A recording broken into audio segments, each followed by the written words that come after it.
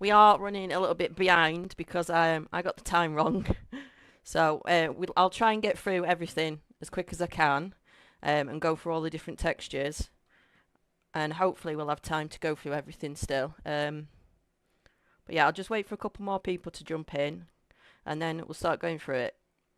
We're going to start off just by talking about values and volumes, which most of you might know, but just in case anybody doesn't understand what it is, and it is what I consider to be the most important thing in painting, in any kind of painting really, whether it's canvas, models, or even drawing or 3D art on a computer.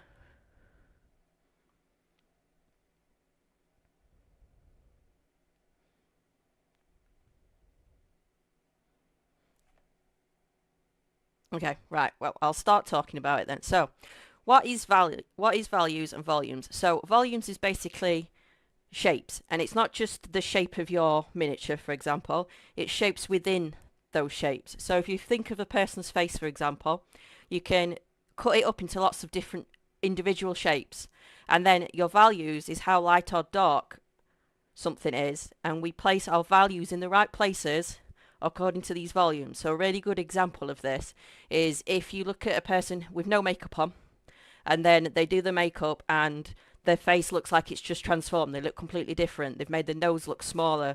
They've made the cheekbones look more prominent. That's using volumes and values to their advantage. Another really good example of this is that if you look at black and white pictures and then ask yourself, how can I tell what's in that black and white picture? Well, again, it's values and values. Value, volume and values. And it's the way that we place our shadows, our midtones, and our highlights. And we can use this in our advantage when it comes to textures as well. So you don't have to just paint something like a leather, a brown colour. We can add texture to that. And when you turn that into black and white, you'll also still see it. So a really good example here is I've picked up a couple of different pictures and I've just turned them black and white.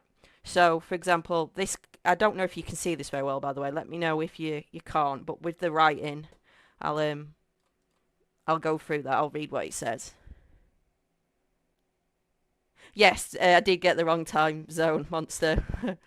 Never mind though. I was actually just literally chilling, replying to someone on Discord as well when they messaged me and said that I was behind. So yeah, this first picture to me that looks more matte because if you look where the shine that highlight is on the right hand side, right next to it, it's a very matte texture, so it looks like lots of different shades all together. So there's a mid-tone and there's a highlight and a shadow all really close together. And then if you look at these, you can easily make out that one of them's the floor, so a dirty floor. Another one's leaves with twigs, and then this one at the bottom is obviously rocks. And it's the way that the light reacts to the textures that give us textures, basically. Let me read how I've wrote it. It's due to light and dark tones being placed in the right places to create an image. It's still on your desk, by the way. Oh. Oh.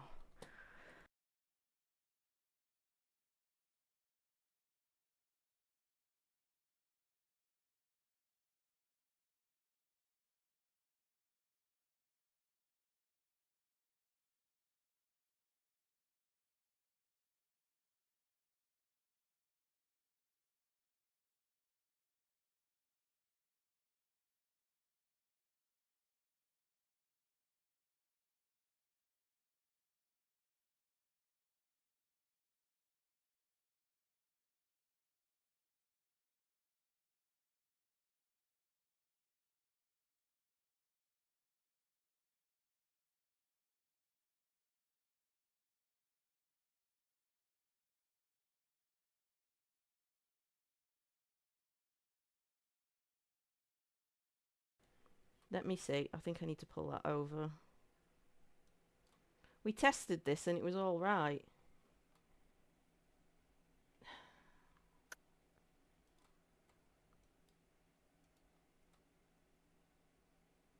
So we've got sound back when it's on your desk, but not for the screen sharing. Yeah, it's because I've got the sound set up on my desk but not the other one. I should be able to fix that though. If I go...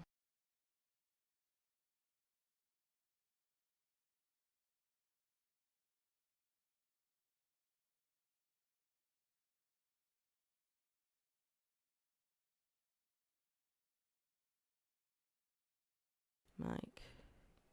Okay, can you hear me on this screen now?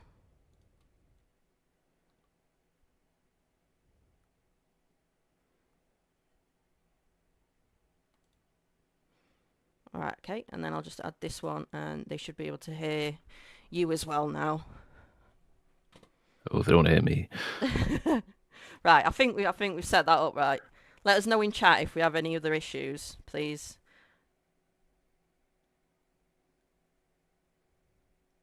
Yes, awesome, brilliant. Right, so I'll carry on. So these are the things I was talking about, and now you can see them. So this is the cloth that I was on about, and then these are the different textures that you'd find like out in the wild. So you've got your rocks, dirt, and then just like twigs and leaves and stuff like that. And as I was saying, it's due to the light and dark tones being placed in the right places to create an image. That's how you can read a black and white photo. We can use volumes and values to add more definition to our work by making it easier to read or more interesting to look at. So as we go further down, you'll see I've put in some pictures of a model that I painted about 2 years ago. And everything was fine apart from the coat. I felt like the coat was really boring, and you'll see what I mean when I show you it. So it was at that point that I thought, right, I need to figure out how to paint textures better. And I've recently redone that piece, and you can see how it's made it a lot more interesting, and you kind of get a feel from looking at the picture of what it would feel like to touch. So go down a bit more. So another thing that learning textures will really help you with is instead of just painting a leather, a brown colour for example, we can make it look more like leather. We can introduce different colours. We can introduce different techniques. And I'm going to talk about a couple of different techniques as well as show you some. And the main thing with painting textures is all textures react differently to light. It's kind of understanding that'll help us know how to paint them. So I'm going to compare two for you. If you think of a matte texture, it tends to be mainly your shadows and midtones close together, not much highlight. Whereas if you think of a really, really shiny texture, it tends to be a lot of shadow, hardly any midtone, and then a lot of your highlight. So a really good way of looking at things is get a reference picture, and then look at your reference picture, and then look at this little graph I've got here, and decide, how much shadows does it look like it's got? Or how much highlights does it seem to have? And then go from there with the painting techniques that I'm going to talk about as we get further down on this PDF, and I will show you as many as I can as well. Oh, so a few minutes ago I spoke about a model that I got years ago, and this is it. The coat, sometimes we paint things and we just feel like it's not going right, and we can keep pushing it, or we can take a step away and go back to it another time. And that's what I did with this. I felt like the face was nice. The hat, I got the textures that I wanted, but for some reason I just could not get this coat to look right. And originally I airbrushed the higher parts and kind of wanted it to look like a smooth surface. But because everything else on it was a bit gritty, it wasn't going to, I don't think it was really going to work. So I went back to it, and I also revisited a couple of other textures on it. So you can see the difference between the scarf around her head, this purple thing. On here, it's quite dull and boring. It doesn't really grab much attention, which is fine. But I was playing around with shiny cloths. So you can see here that the highlight is very, very prominent. And there's hardly any midtone there. It goes straight into what we'd call the shadow. So your eye's drawn straight to that little crease in the cloth. Whereas if you look at the coat, it's a lot more even. I haven't pushed any really, really strong highlights. Originally I did, and it looked too shiny, so I've toned it back. And the way I've painted the hat is with more block colours, just picking out certain parts, whereas the coat, we've done lots of line work. So I'll mention stippling and cross-hatching and stuff like that. Here it was lots and lots of line work. I have a picture further down where you can see how I did it on the back of a coat as well. And it's slightly different because the back of her coat's not as wrinkled. You can see that because of her arms. there's lots of wrinkles. So that was a great chance really for you to put your shadows in there and then add your lines on top. The best way to paint something like this is first off, use your airbrush or just brush it on. Decide where you want the bright parts, where would they naturally go, where do you want the darker parts, and then go in with your texture over the top. If it seems like it's too gritty, then you can go over it with glazes or even a wash just to kind of tone them down and blend all those colours in again. So I'm going to talk through lots of cloth material here. First off, we're going to talk about silk and satin. You use smooth blended transitions with high contrast, sharp and bright highlights to mimic sheen. So this is basically what I have done on the pink part of her scarf there. You really want to push the highlights and make it look shiny. And then with wool, it's the complete opposite. You apply stippling or short multi-directional cross hatches, strokes, or create like a nubbly rough kind of surface. This is the same kind of thing you would do with fair as well. It's the same kind of thing as what I did on her coat, but I didn't push it that hard that it looks like it's wool. Denim is probably one of the easiest things to paint because you can paint something blue and then just dry brush a lighter blue over it and then go in and add some wear and tear, like where you might want a bit of a ripped look. And you can use lots of different shades for that as well, so you can play around with it. Here I've just written, use dry brushing to suggest a coarse, thick weave, focusing on highlights on prominent folds. So again, like I said with her arms here, you would put the highlights on the highest part, your shadows on the lowest part. You do that again with jeans. And then it just says, and adding a highlight to the areas that are more worn. So we all know if you were wearing like work jeans, chances are they'd wear on the kneecaps and stuff like that. And then we have velvet. Now, I don't know if I've actually painted velvet, but I know that if you were going to paint it, probably the easiest way to do it would be put your base tone down, with base colour, and then use a sponge, because if you look at the texture of it, they don't end in straight lines, they end quite jaggedly, but they're also not blended at all. So the highlights and the midtones go on top of each other and don't blend at all. So a sponge would be really good at making that kind of texture, and I did do it on a piece recently, so I'll show you when I go over to my desk kind of what that would look like. So here I've just put use a sponge or dab on a dry brush to create an uneven but smooth random transition between values, a soft light absorbing appearance. And then we've got leather. When we think of leather, most people, you think of kind of that rough texture that's got like lighter orange bits in it, lighter yellow bits in it. But there's also the kind of leather where it's very shiny. So you can go either route. The easiest one, and the thing that most people will probably do, is make the leather look more worn. And it's actually more fun to do that, I think, in my opinion anyway. So to do that, we create a smooth base with sharp, stark highlights, adding small, fine lines or spots to represent cracks and wear and tear. And then for shiny leather, I'd suggest using a sponge just to dab over each other and create a very, what's the word? Like your value from your shadow to your highlight has to be quite a big jump. Whereas in the worn leather, you wouldn't have that. It'd be more of an even transition through the values. Linen, I have wrote down here, use thin, horizontal or cross-hatch lines to simulate woven structure.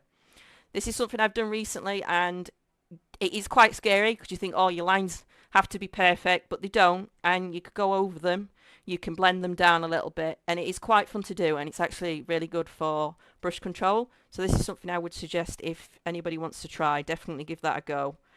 Don't worry about it being perfect. It's supposed to look quite uneven.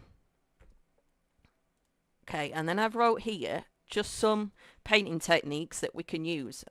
And a couple of these I will show you as well.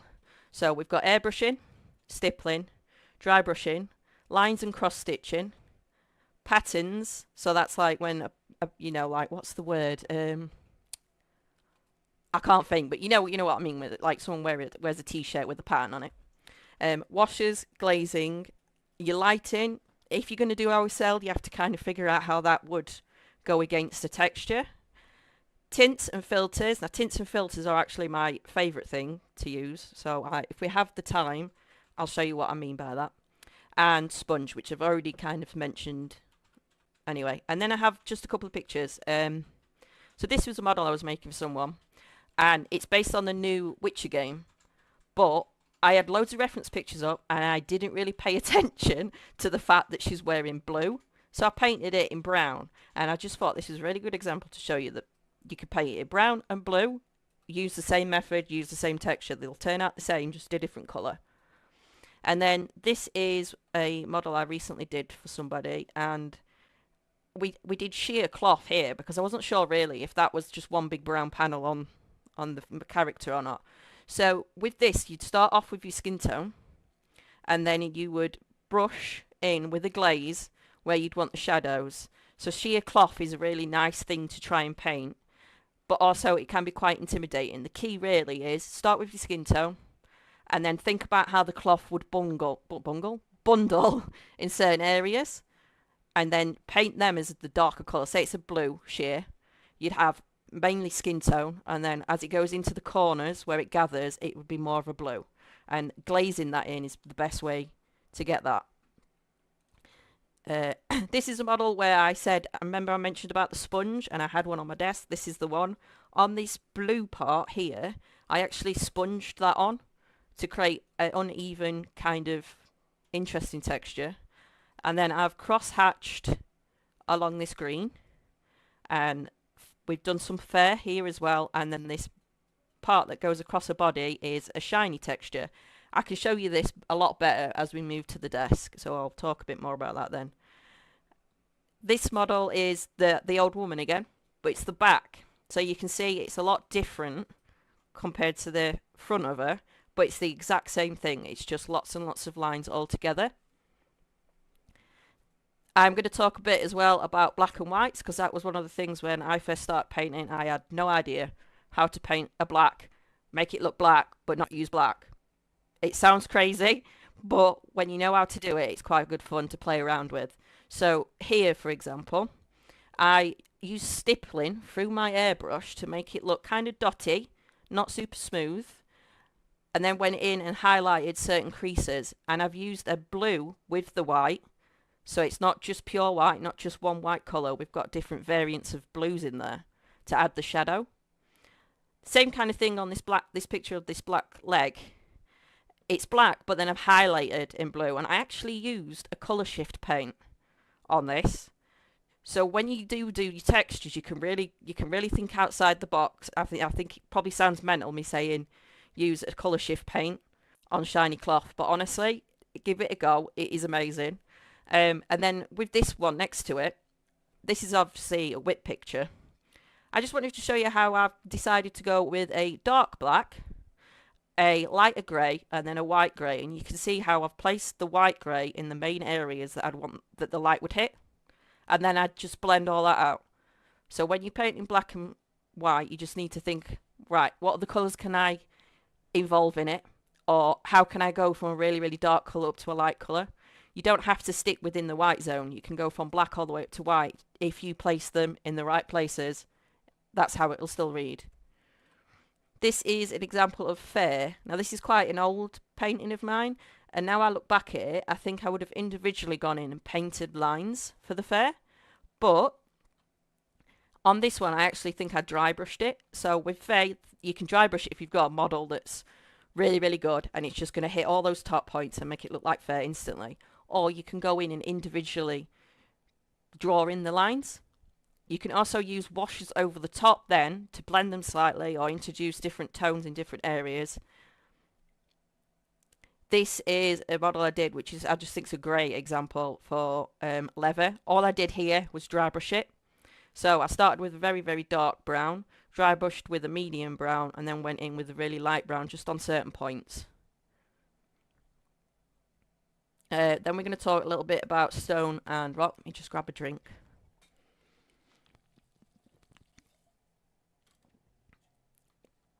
Let me just see if my friend's back, because he's going to read out the questions while I'm talking. So yeah, I'm just going to give him a ring.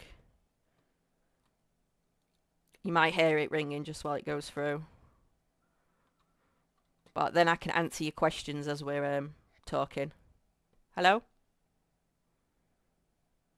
Can you hear me?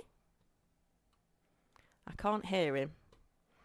I'll leave that for now. We'll move on. Okay, so stone and rock. You use a heavy dry brush with a lighter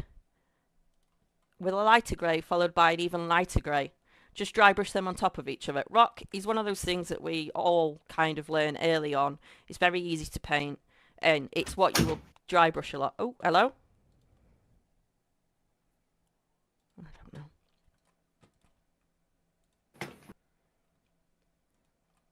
I am here. Oh, Greetings. hello. Can you read the if there's any questions on chat? Because I've gone through a big section Of course, already. I actually asked the question in chat. So, Right.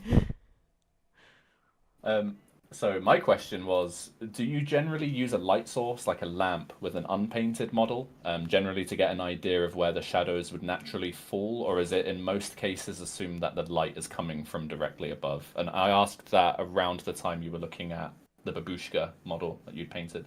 Babushka. Yeah, scroll up. The one of the fluffy hat, one of the first ones with the green Oh coat. yeah, the lady. Yeah. Yeah. So a lot of people would do that. A lot of people tend to put their light on top of the model, whichever direction they want it, and then take a picture. I've started using lighting in different weird ways, but I'm not that good at it. But another really good thing that people do is something called a zenithal highlight, which is basically, you say you prime your model in black, and you want the light to be from above. You would then spray a lighter colour, so say a grey, from above, and all the top parts that light would hit. But yeah, for the most part now I've got to a point where I just kind of dive straight in and imagine where the light would be. But you can definitely take pictures and use light sources and stuff to do that work for you. You can even get a cloth of some sort, say you want to do a jean material, go put that under some light and see how that reacts.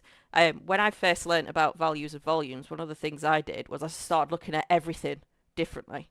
And it's key to just look around your environment and think, oh, that's how that looks. And then you've got it kind of stored in your brain for when it comes to you actually painting it.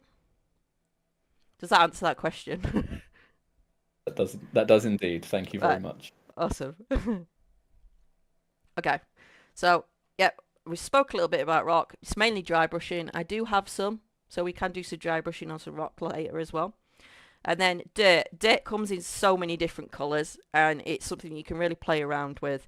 The main way that people paint dirt like that would be paint it one brown colour, and then dry brush on top with lots of different lighter tones. So you just go up and up and up in your lightness, same as what you did with your rocks.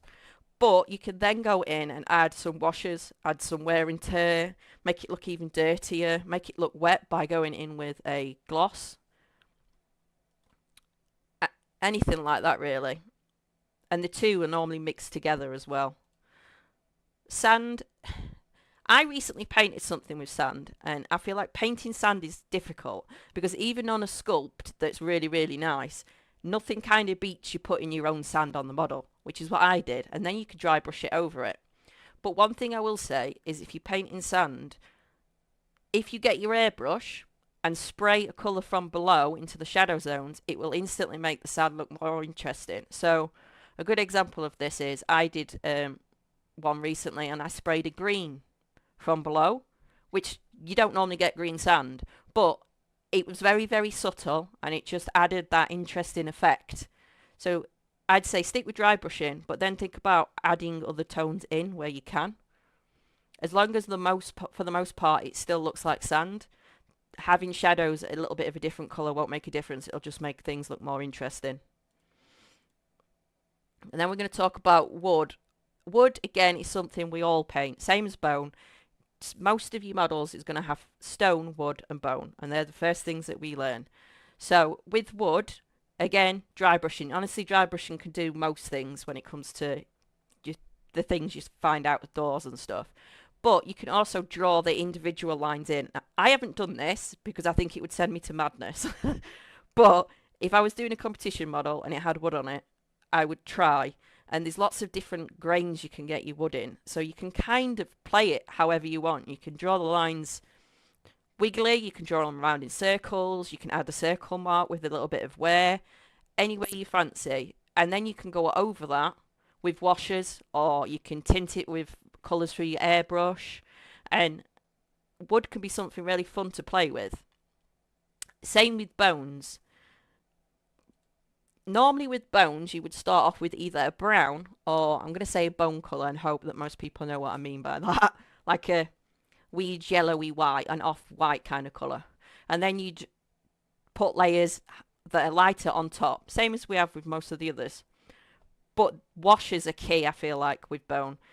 If you add washes to it, it'll make it look a lot more old, grainy and unique. I have seen people paint bone and do individual lines and cracks within it, which I haven't tried, but again, that's another thing. You could go that step further and you could really do a lot of detail with it.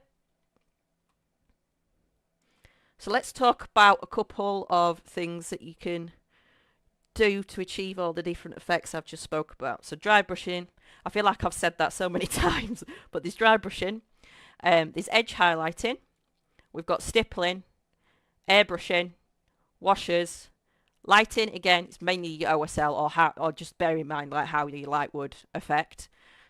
Sponge, and then I've written glue. I'm going to explain the glue situation as we get to the bottom, because this is something I've recently tried, which was very fun and unique, so I'd love to share it. These are just examples. So this is one of the good examples for when I say light. So you can see that the rock looks like normal rock, but then it looks blue. And this is because I painted this model and he was supposed to be above lots of water. And when light hits water, it can shine up and light everything up with a blue kind of colour. So some of these I made blue. This is why light's always important with your textures as well. This is another one where it's just wood and stone, and I've dry brushed all of that, put some washes on, and then stuck a couple of basing materials. This was a really good example, I thought, of just rock and wood. With this stony texture here, I turned it slightly yellow just to make it different, because obviously we mainly think of black and white when we think of rocks. They can be quite dirty, so we can go in there and we can add some weathering if we want to. This was the base I was on about with the sand, so unfortunately I haven't got one from the front, but from the front view you can really see that green that I added in there.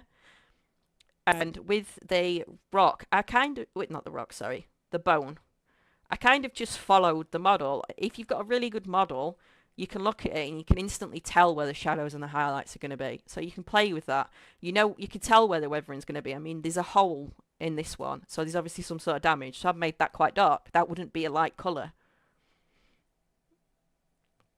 And then this is the example I wanted to speak about a little bit when it comes to using glue. So you can see in the background the bricks that I've done, and I basically just airbrushed that, lots of different reddy, orangey colours. And then I drew in the lines, but I drew them in very faintly. I'd dab a bit away every time I did a line, just so it wasn't super prominent. It kind of blended.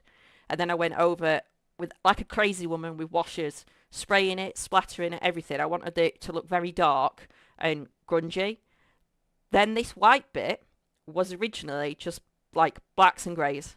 And then I actually got a thin glue, which I'll show you which glue it is I use. I don't know if anything glue would work with this, but and when you put that onto something that's moist, it turns into this crystallized white material. It's really weird to explain, and you can kind of pull on it and it'll pull a little bit of paint away at the same time. So I've managed to make the wall look like it's wallpaper that's peeling back from adding the glue. This is something they use a lot in grimdark painting. So yeah, that's really interesting, and I thought I'd show you. So I'm going to skip over to my desk, and if there's any questions, please let me know while we're moving over, and we'll get to painting something. No questions as of right now, but I am keeping watch. Awesome. Right. I'm just having a drink. I had a shower, and don't know what happened to me, but started choking. So if I sound like I've got a sore throat, it's because of that. But right, let me make sure I can see my webcam properly. I think it's disconnected, so I'll just have to reconnect it.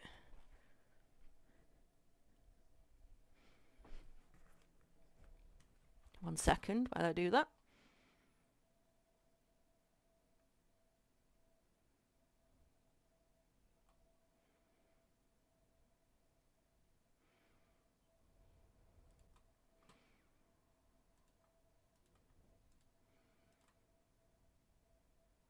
There we go, right. Webcam's working, so that's a good start. So first off, let's have a little chat about this model here. So, when I was on about cross-hatching, it's very, very bright, isn't it? You can see here how I've done individual lines, and it doesn't need to be neat. There's definitely no way that any of those squares are even. But I did that, and then, but before I did it, I made sure that I picked out what was going to be dark and what was going to be light. So you can see naturally it's just light here anyway, and that's because of the colour underneath. And then I followed that as a guide, and I'd do darker colours in the dark area, light colour lines in the light area, and then go over it and blend it a little bit with a green through my airbrush. This is what I meant about using your brush, so you can see how uneven that is. It's like lots of tiny dots, although it's a lot quicker than if you were going to be doing it with tiny dots. So that's using a sponge there. And this is freehand, obviously, which is something I can't do amazing freehand, so I went for something super easy on that front. But that's that. With this bit, it's just airbrushed. So on the dark areas, I start with this kind of colour. Worked my way up with the airbrush to lighten areas. Obviously, your highest highlights here because you wouldn't get much light here, but you would on this part. So that's where my lightest one is. And this is very smooth and soft. So you imagine that the material would be. With fair, I have done individual lines and just built them up over the top of each other. You can do this in groups of fair, which I kind of did do on here. You can, because it looks like it would be in clumps of fair. But yeah, anyway, over here is not so much of in clumps. And then the back, I've done more of a darker colour because less light would hit it. With this cloth here, this green cloth, this is one of my favourite things to paint at the minute, and it is really shiny material, almost like metallics. So with this, I thought, right, where would the light hit the most? And then the rest of the area is either mid-tone or a tiny bit of shadow. So I've got a little bit of shadow just in this corner here. The rest of it's pretty much all mid-tone. And then we've got highlights on the highest crease marks, which there's one there, and one there. You don't really have any down here because the light's coming from above on this model. It would only hit that area. Same kind of way as when you do non-metallic metals. You've got to think, where would it be? I think that's it for textures on that one. So I'll talk a little bit about these I've done. When I said patterns and I couldn't think of a pattern, this was the pattern I was trying to think of the name for. Tartan, I know it now. So this was me trying to paint tartan. Again, it seems like something very difficult, but if you got your reference picture, you take your time, you start one bit at a time, get your main colours in, and then start drawing your lines over the top. It's easy enough to do. With this denim, I wanted to try, instead of dry brushing, I did the same thing as I mentioned before, with lots of lines over the top of each other. Let me see if I can get that to focus. You can see it there a little bit, and it's more prominent on the back because I haven't blended that out yet. But you can see how that makes a really interesting thing. Just to look at, it's really interesting. And then with this dragon, I wanted it to look shiny. So the same thing, I've made sure I've picked out where the light would hit the most. And it's only in very, very small areas, but it's enough to make it look like it's shiny and like light's bouncing off it. Let me talk about this guy. So, with this guy, I used to have a pet crab called Claudia, and I wanted to paint this crab bit like her claw, because she used to be orange with a little bit of purple. So to start off with, I just got the colours in. And then I thought, right, it needs some sort of texture. It's not reading right. So I sat and I spent ages just stippling tiny dots, all over each of it, and I haven't done it on the back because I've never finished this model, and you can see the difference. There's only a couple on the back here, but all this area here is plain, and you don't get a sense of it being a crab claw. It looks quite smooth actually, like you could touch it and it'd be soft. Whereas if you look at this kind of texture, you get the idea that it's gritty and it's uneven and it's going to be up and down, rigidity everywhere. I did the same kind of thing with his skin in some places, but not everywhere, and then I just smoothed that out. Okay, what else can we talk about? Well, let's actually get some painting done. So, what we like for time? 5. We're all right. You'll have to let me know what time it is. I need to finish at. Right, so just get some water in here. This is a model of a hedgehog that I've started painting, and I think on the day that I was painting it, I was being a bit lazy. So you can see this white bit here is supposed to be fair, and I was trying to keep it mainly white, but it just doesn't. It just looks like block white colour. So we're going to go in here and we're going to do some little lines in probably, we could go grey or creams on this, I think, and give it some more definition so it's not just one block colour and it stands out more. I think we'll go for a dark grey because I already have that on my wet palette actually. Or is that metallic? That's metallic, we don't want that. Let's get some grey out.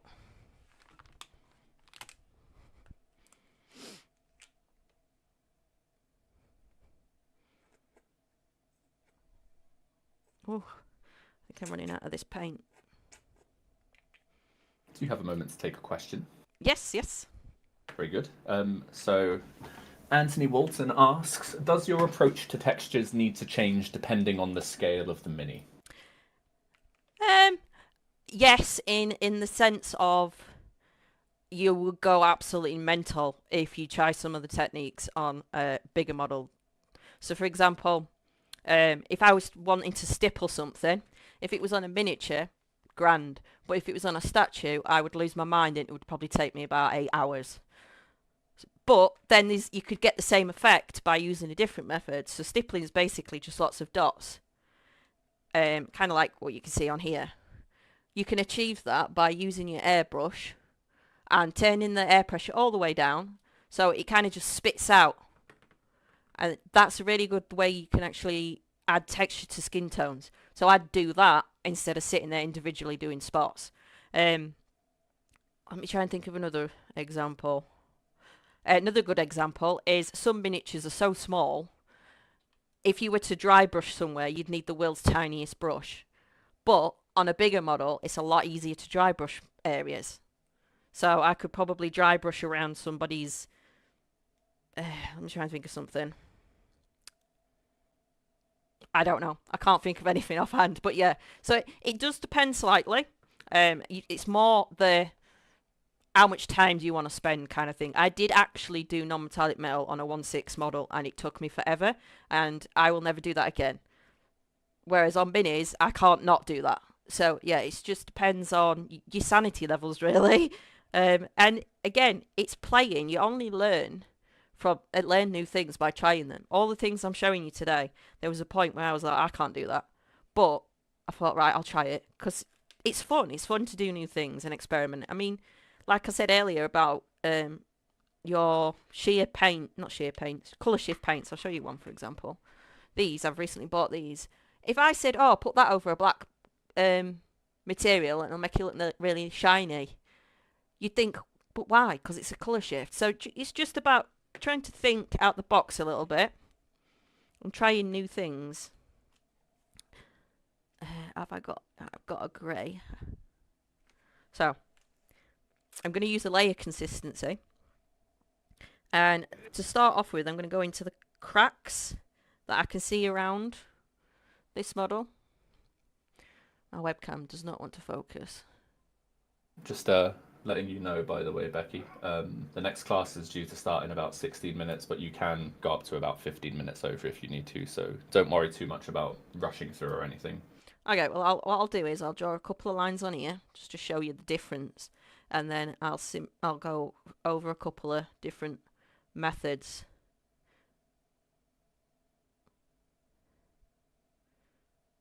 I mean, I don't know if you could fit more lessons in, but I'm gonna say I could redo this or whatever. But you can see there, it's just adding a little bit more something something. There's more texture there than there is on this side, and you keep going with that. So you might want to go for a lighter grey. Let's see if I can. What I'm actually going to do, because I've got yellow on my wet palette, I'm going to mix this grey into the yellow, and we're going to use that colour.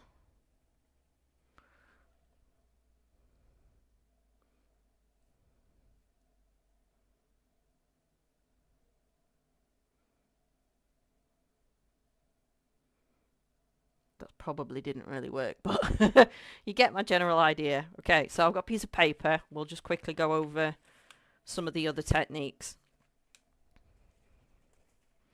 So I mentioned stippling quite a lot recently, so let's go for some stippling. Now, again, I'd use a layer consistency. If you want it to be, if you've got, say, two colours and you want to stipple in between to make it a really smooth transition, I'd suggest using more of a glaze consistency. But if you're wanting to actually build up a texture, stippling with a layer consistency is probably your best bet. And it's literally just lots and lots of dots built up. And then if you wanted to add a highlight onto these dots, you turn this grey into more of a white and then go over them again. That's a really good way of getting a matte kind of texture. But it's also a really good way of blending two colours together. And then this is the line thing that I'm on about. Again, mainly using a layer texture. It's literally just lines. Some small, some big. They can go in any direction. You can follow the way that your model's like clothing is. So if it's over a shoulder, it might come down like that rather than straight across. I think we all know what dry brushing is, but I'm going to show you a little bit anyway. At the moment, I haven't got this primed, so I'm going to use a black. In fact, I'll use the grey because I've got the grey already. And I'll just show you. The biggest thing with dry brushing is you get your paint on your brush and then you want to get off as much as you can. So for the time being, I'm going to use this kitchen towel. And then we could just go over. I need more paint on it than that, I think. We just go over it. And it should catch all those top areas. Like that. So if you think of this the other way around, if it was black, you did it with grey, it would start to look like rock. And then you could go in there and add a wash if you wanted. Another thing that I actually haven't mentioned on my PDF is if you wanted to do a texture, make it look like a stain, you could get a wash. Let me grab one out. This is something I actually did by mistake on a model. And ever since then, it's been in my toolbox of things I'd like to do. So,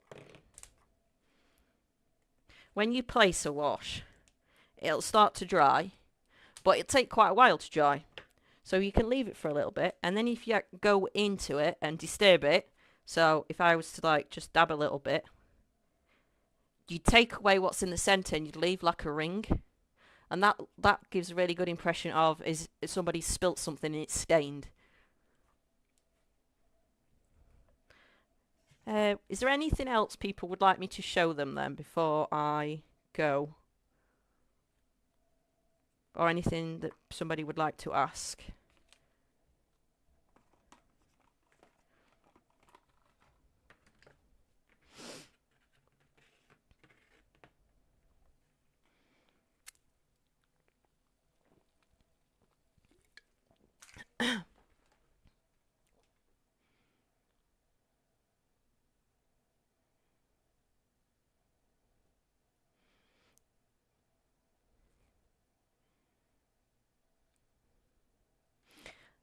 Which model did you mean, Snow? Did you mean the hedgehog. I've got a little pug as well. I can't remember where they're from. It's Pet Creatures, I think, something like that. But these are two models that I've had for a while, and I need to actually finish. But I'm just never getting around to finishing them. One of the reasons, actually, seems we are talking about textures, is I just don't know what to do with this.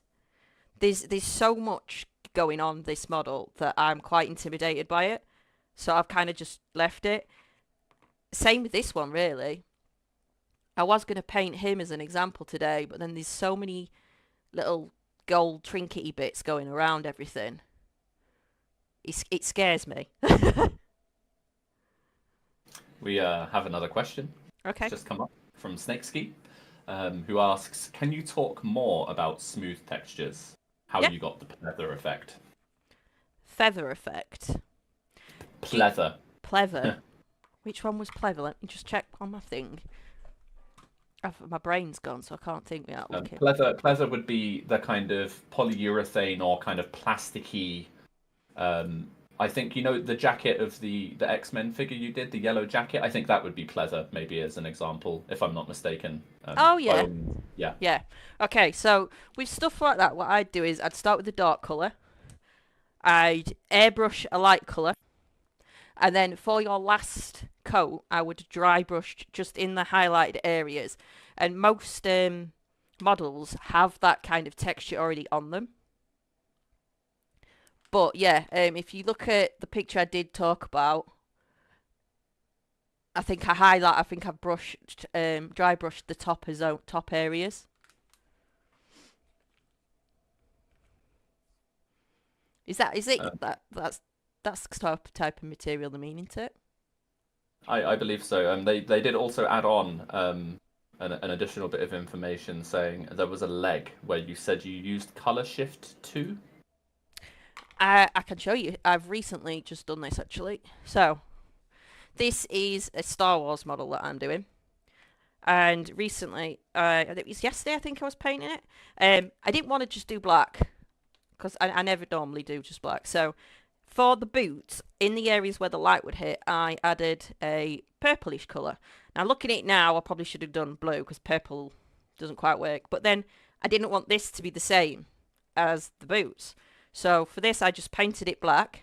And then I got my colour shift colours and painted in the highlight zone. So anywhere upward facing, basically. And then went over the whole thing with the gloss varnish. So before I put the gloss varnish on, it looked weird. You could see where I painted. But as soon as I put the gloss varnish on, it all blends together and it looks like a really shiny kind of texture. You could go over this with a matte varnish as well, just to tone that shininess down a bit. You could even completely matte it, and this would go matte at the same time, and it would still be a nice transition from black to more of a blue. The colour I actually used for this, I only got this week, and it's this stuff. So it is blue, but it almost looks white. It almost just looks like a silver colour. So yeah, I definitely recommend playing around with these kind of things because it's more fun than doing what I did here. But I've still made these look quite shiny, as in the way I added a gloss over the top. Whereas this looks matte. This is just dry brushed. I mainly put a highlight here, but because he's bent over, I didn't want to make this too bright. And then I went in with a black wash through my airbrush and just sprayed it into the creases or the zones which would have the most shadow. So here, for example, that bend in the knee would mean that there's hardly any light that hits here. I have his coat to do, and I'm going to be putting lots of weathering as well and stuff like that on the coat.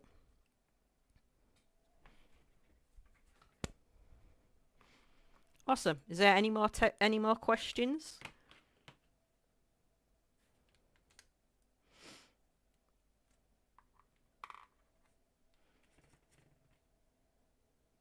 Oh. And that's a cool thank you from Snakeski.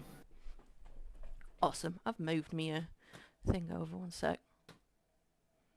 Right, I think we'll call it there then because somebody else's class is going to be starting soon.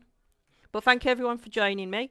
if you do have any questions, feel free to ask them in the Squidmore Discord or send me a message. I'm always happy to help. Yeah, thank you. I've enjoyed it. So, like I say, try things. That's the key to learning. It's just try different things. And with textures, you can go anywhere you want. There's loads of different ways to paint them. I could literally sit here and talk for hours and hours and hours on different textures. So there's always something new to learn in that front. Even I am still learning lots of stuff when it comes to textures. So yeah, but thank you guys, and I will see you all in the Squidmore community. Thank you.